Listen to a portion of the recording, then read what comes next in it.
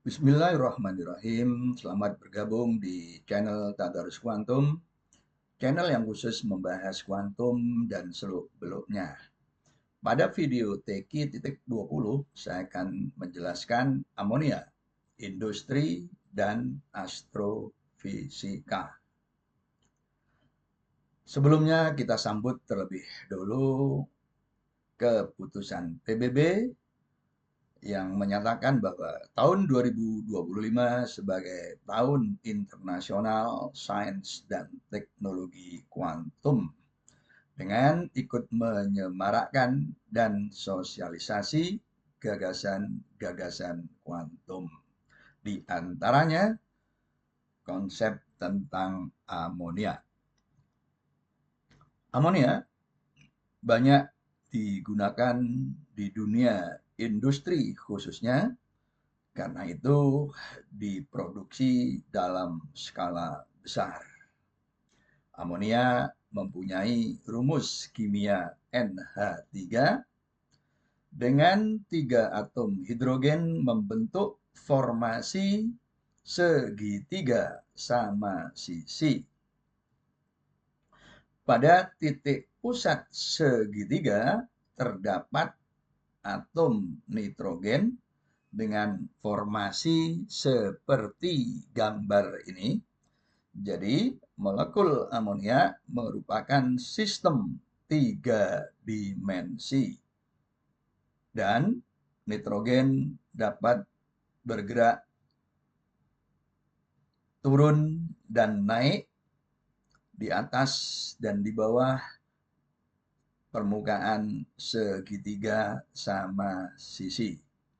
Nah, selanjutnya kita bangun potensial yang relevan. Karena nitrogen bergerak osilatif, maka potensial yang mendekati adalah potensial osilator harmonik. Tepatnya dua potensial harmonik yang digabung menjadi satu menghasilkan potensial osilator harmonik dengan penghalang di tengahnya. Nah, nilai minimum potensial menggambarkan posisi ekstrim atom nitrogen dari permukaan segitiga dan potensial maksimum relatif menggambarkan nitrogen berada pada permukaan segitiga. Selanjutnya kita kuantitatifkan permukaan segitiga, kita jadikan acuan X sama dengan 0.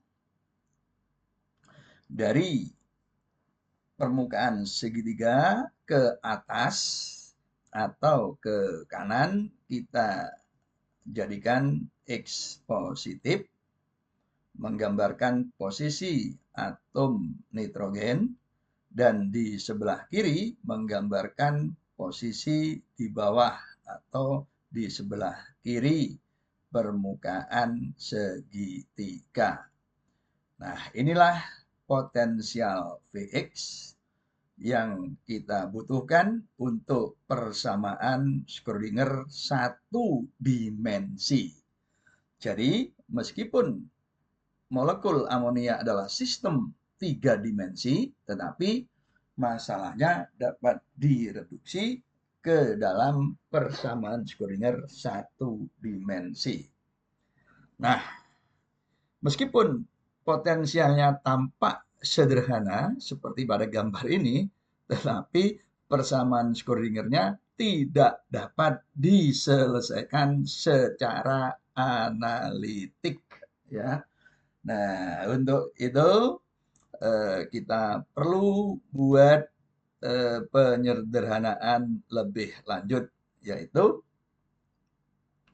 kita buat potensial tak hingga di sebelah kanan dan sebelah kiri. Kemudian di tengahnya ada potensial penghalang. Nah, jadi bentuknya menjadi lebih sederhana lagi. Nah, penghalangnya selebar 2A. Nah, dari dinding kanan penghalang itu ke dinding potensial tak hingga kanan itu berjarak B. Demikian juga dengan dinding sebelah kiri ke dinding tak hingga di sebelah kiri itu juga B. Jadi kemudian ini kita identifikasi sebagai daerah 1, daerah 2, dan daerah 3. Daerah 1 dan 3 potensialnya 0 dan penghalang itu potensialnya V0. Kemudian energi amonia itu sebesar E kurang dari V0. Nah, dengan model ini maka persamaan Schrödinger dapat diselesaikan, ya. Nah, untuk menyelesaikan kita pernah membahas sistem yang mirip sistem molekul amonia ini, yaitu potensial penghalang selebar 2A setinggi V0, ya. Nah, persamaan ini bisa dilihat di video TQ-13, ya. Nah, persamaan Schrödingernya persis sama dan sudah kita bahas solusi umumnya setelah dilakukan penyederhanaan dengan konstanta kuadrat seperti ini, maka solusi umumnya berbentuk sinusoidal. Ini dalam representasi kompleks, ya, dengan dua konstanta bebas A dan B. Demikian juga di sebelah kanan dengan dua konstanta bebas F dan G. Sedangkan persamaan di wilayah tengah min A hingga A karena energinya kurang dari V0, maka solusi dari persamaan ini adalah fungsi hiperbolik dengan dua konstanta bebas C dan D. Nah, solusi umum ini juga berlaku untuk potensial osilator harmonik, ya. Hanya saja karena di sebelah kiri dan kanan ada dinding potensial tak hingga, maka solusi umum di daerah 1 dan 3 itu kita ambil yang representasi real, yaitu fungsi sinus, ya. Jadi konstanta bebasnya sekarang kita tuliskan dalam format seperti ini. Demikian juga dengan fungsi pi3, ya.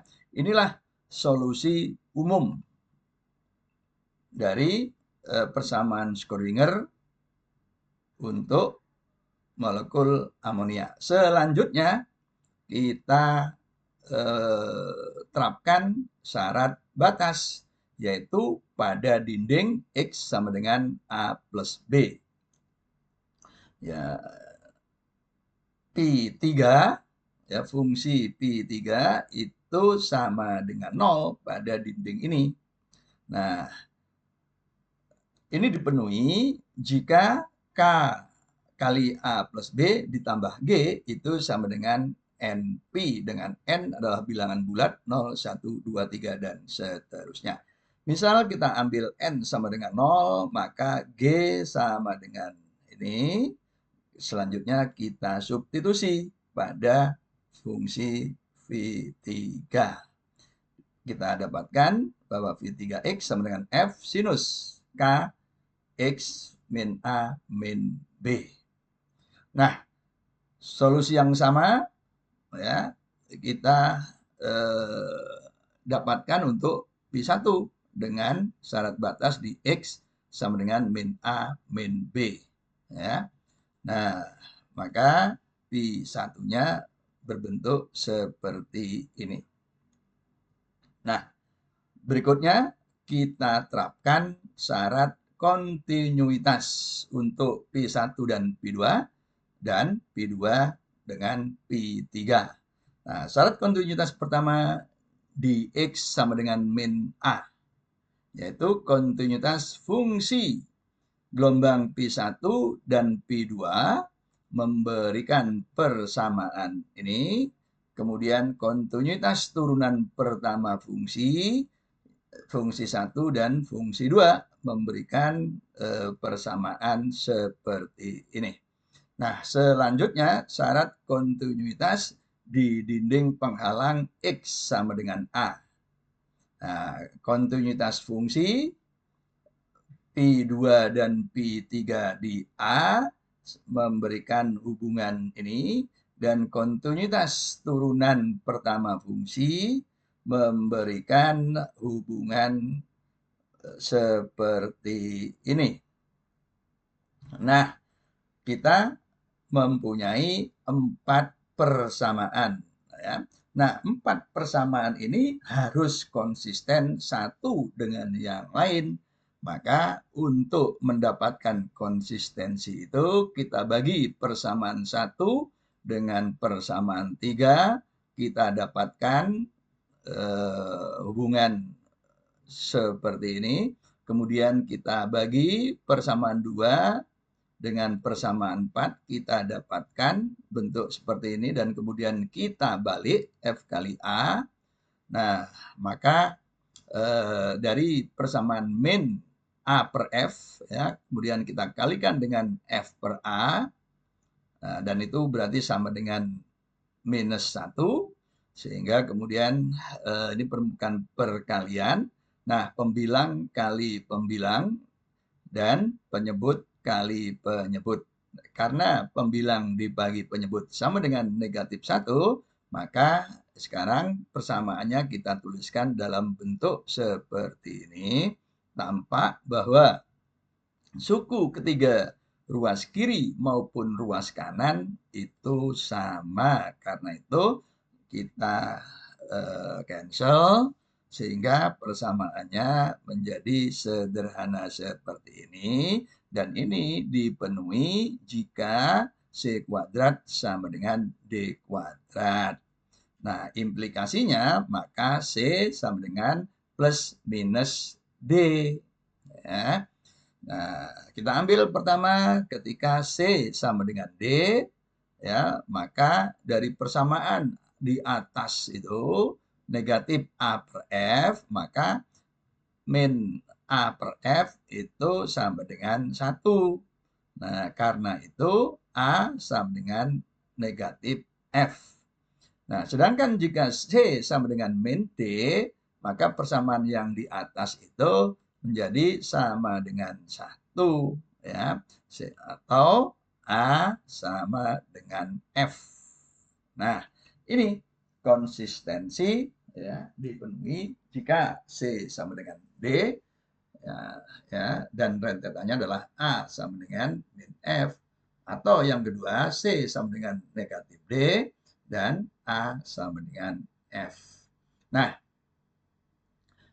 jika kemudian hubungan tadi kita masukkan ke dalam fungsi gelombang, maka kita dapatkan untuk C sama dengan D, ya, itu A sama dengan min F. Nah, maka fungsi gelombang ini akan menjadi seperti ini, dan fungsi ini tidak lain adalah fungsi simetri atau fungsi genap, ya, kita tuliskan sebagai PS, dan gambar dari fungsinya itu diberikan oleh bentuk ini, ya, ini adalah fungsi yang simetri atau fungsi genap. Nah, untuk kasus C sama dengan min D atau A sama dengan F, maka fungsi gelombang P1, P2, P3 itu akan menjadi seperti ini, ya. Dan ini jika kita gambar, maka kita akan dapatkan bahwa fungsi ini adalah fungsi ganjil atau fungsi antisimetri. gambarnya diberikan oleh berikut ya. Itu jadi sebelah kanan itu adalah negatif dari sebelah kiri ya. Nah, dengan demikian kita mempunyai dua jenis solusi, yaitu solusi simetri dan solusi antisimetri. Itu untuk fungsi gelombang. Nah, berikutnya kita harus menentukan energinya. Energi ketika fungsinya simetri dan energi ketika fungsinya antisimetri. Dan ini diperoleh kembali ke 4 persamaan yang dihasilkan oleh syarat kontinuitas. Sekarang persamaan 1 dibagi persamaan 2 ya. Dan persamaan 3 dibagi persamaan 4, maka kita dapatkan bentuk ini itu jika C sama dengan D atau fungsi yang simetri. Dan tan KB sama dengan negatif K per Q tan hiperbolik QA jika C sama dengan min D atau kasus antisimetri. Nah, untuk mendapatkan gambaran yang lebih konkret lagi, kita tinjau kasus ketika energi amonia, energi nitrogen itu jauh lebih kecil dari penghalang potensial fenol. Nah, untuk kasus ini maka Q kuadrat ya, yang bentuknya seperti ini, jadi E-nya kemudian dapat diabaikan dan karena itu jauh lebih besar dari K kuadrat. Ya. Nah, untuk kasus simetri yaitu C sama dengan D, maka tan KB ya itu sama dengan ini. Nah, kemudian ini kita tuliskan dalam bentuk seperti ini ya. Nah, karena eksponensial min 2 QA yaitu QA-nya besar, maka min eksponensial negatif 2 QA itu kecil sekali sehingga kemudian dapat diekspansi dalam bentuk seperti ini sehingga perkaliannya ya hanya efektif kita tinjau di dua suku pertama dan selanjutnya ini dapat kita tuliskan sebagai persamaan linier terhadap KB ya dengan gradien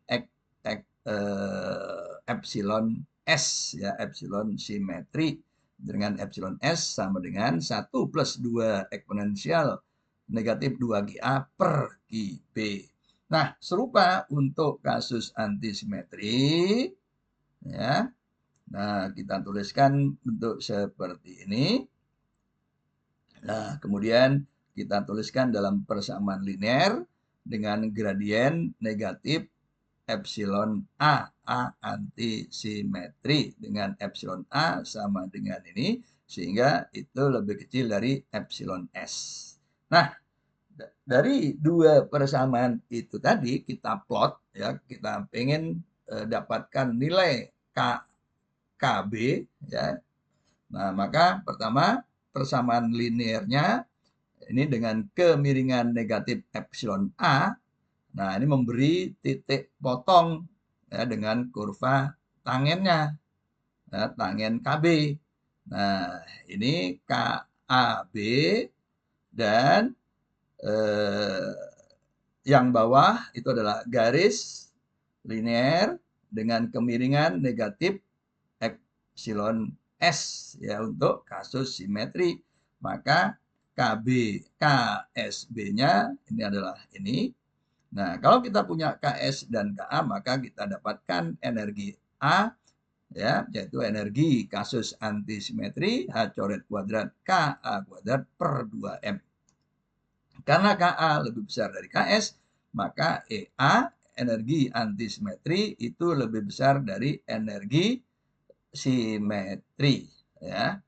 Nah, Dari kurva kita dapatkan bahwa KSB itu adalah Pi dibagi 1 plus epsilon S.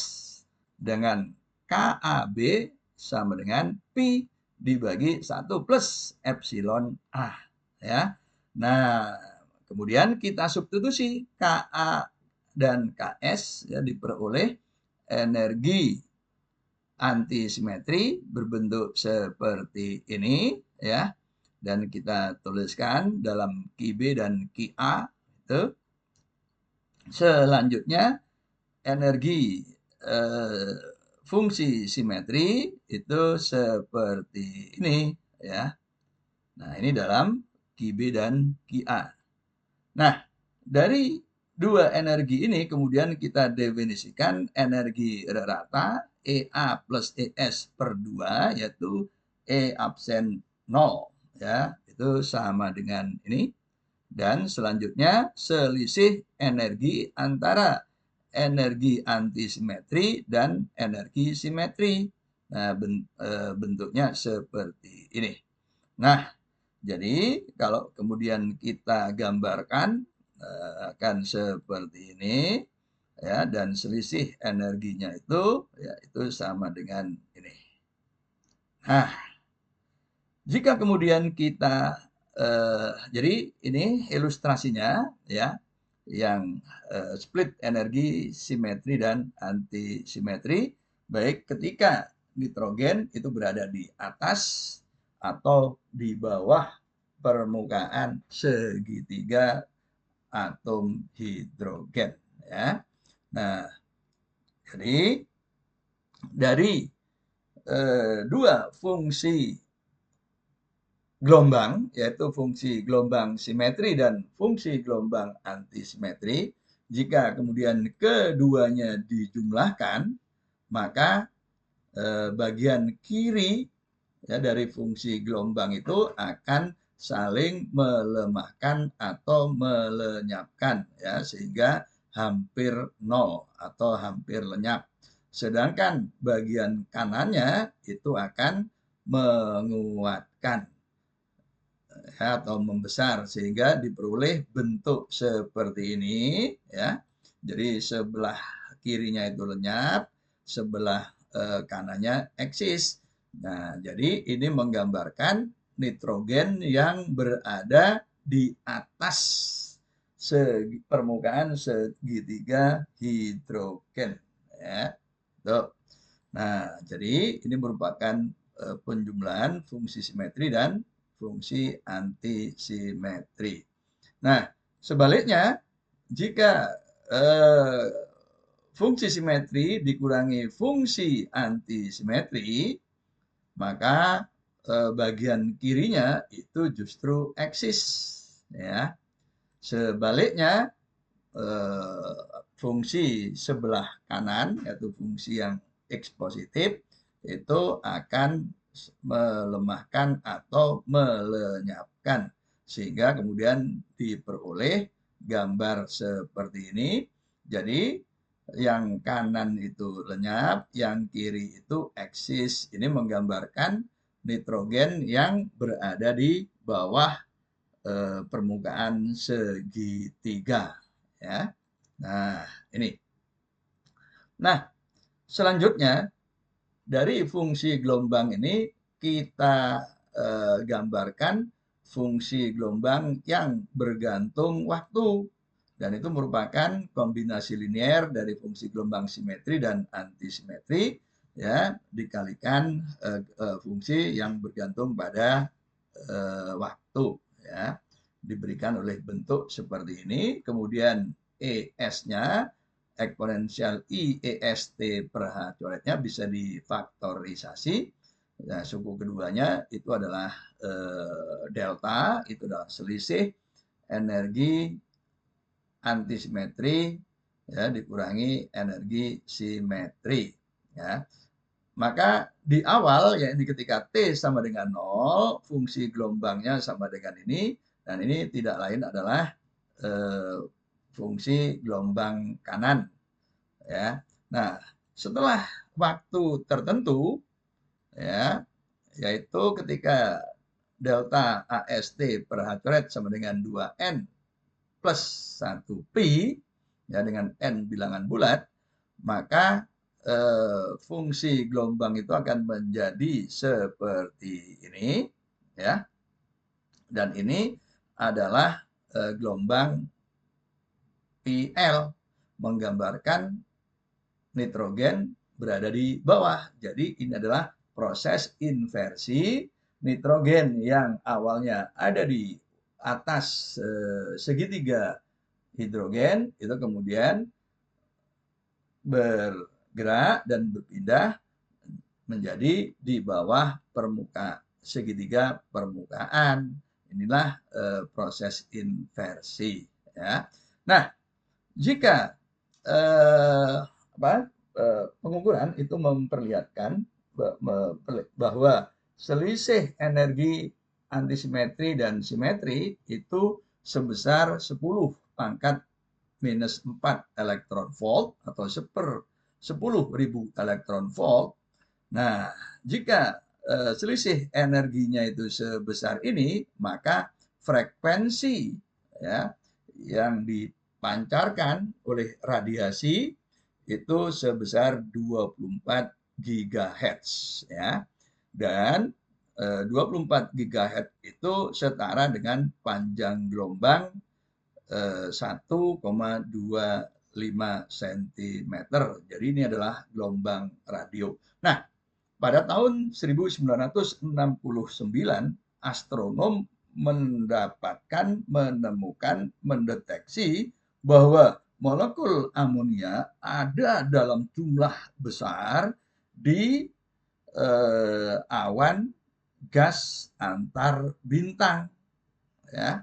Nah, karena itu kemudian molekul amonia ini, ya, digunakan untuk melacak tempat yang dimungkinkan lahirnya bintang baru, ya, di daerah dengan kerapatan dan temperatur yang sangat padat. Nah, itulah molekul amonia, ya, yang diproduksi dalam jumlah besar di dunia industri dan digunakan oleh astrofisikawan untuk mendeteksi wilayah-wilayah yang berpotensi lahirnya bintang baru.